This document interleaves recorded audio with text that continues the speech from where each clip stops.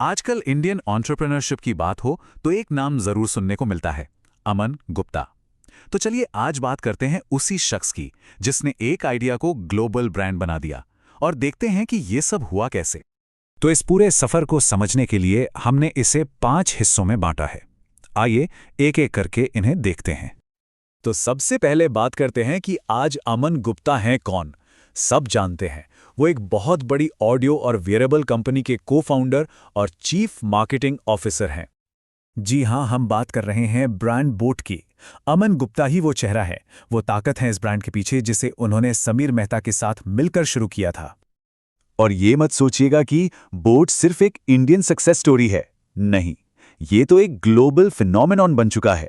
सोचिए जरा, कुछ ही सालों में ये कंपनी दुनिया के टॉप 5 वियरेबल ब्रांड्स में शामिल हो गई। 2020 और 2021 दोनों साल।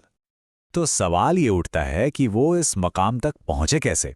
चलिए थोड़ा पीछे चलते हैं और उनके बोट से पहले के सफर पर नजर डालते हैं। उनका करियर देखें तो शुरुआत हुई सिटी बैंक में असिस्टेंट मैनेजर के तौर पर, जहां उन्होंने फाइनेंस को समझा। फिर केपीएमजी में सीनियर मैनेजमेंट कंसल्टेंट बने और उसके बाद एडवांस टेलीमीडिया के साथ बिजनेस की दुनिया में भी हाथ आजमाया। मतलब हर एक कदम, हर एक एक्सपीरियंस बोर्ड की नींव का पत्थर बनता जा रहा था। पर यहाँ एक बहुत दिलचस्प बात है जो कई लोग नहीं जानते। ये सक्सेस रातों रात नहीं मिली, ये असल में हिम्मत ना हारने की कहानी है। उन्होंने खुद बताया है कि बोर्ड से पहले उन्होंने 5 कंपनियां शुरू की जो नहीं चली, जो बंद करनी पड़ी। इससे एक बात तो साफ है कि हर फेलियर आपको सक्सेस के और करीब ले जाता है। और फिर वो साल आया 2016, जब उनके सारे तजुर्बे, सारी सीख एक साथ आईं और जन्म हुआ बोट का। तो बोट ने किया क्या? उन्होंने मार्केट की नब्ज को पकड़ा। उन्होंने फोकस किया हेडफोन्स, स्मार्ट वॉचेस और स्पीकर्स पर।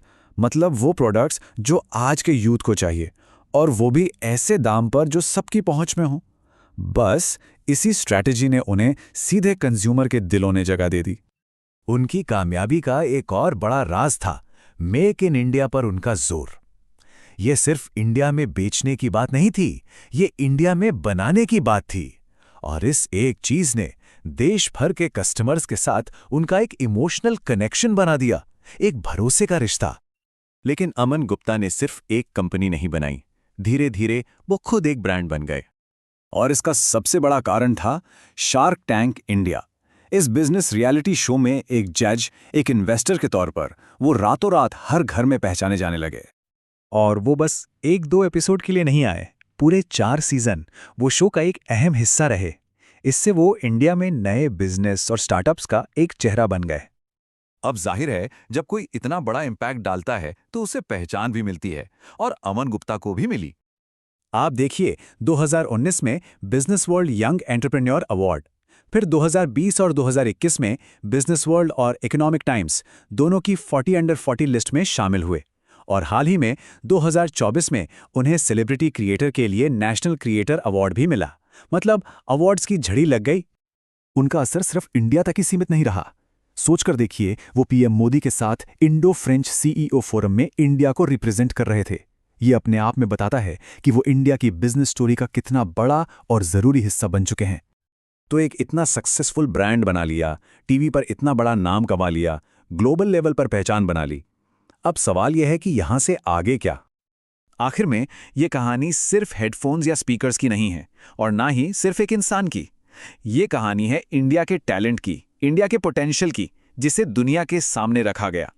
ये कहानी इस बात का सबूत है कि इंडियन ब्रांड्स भी दुनिया के सबसे बड़े ब्रांड से मुकाबला कर सकते हैं।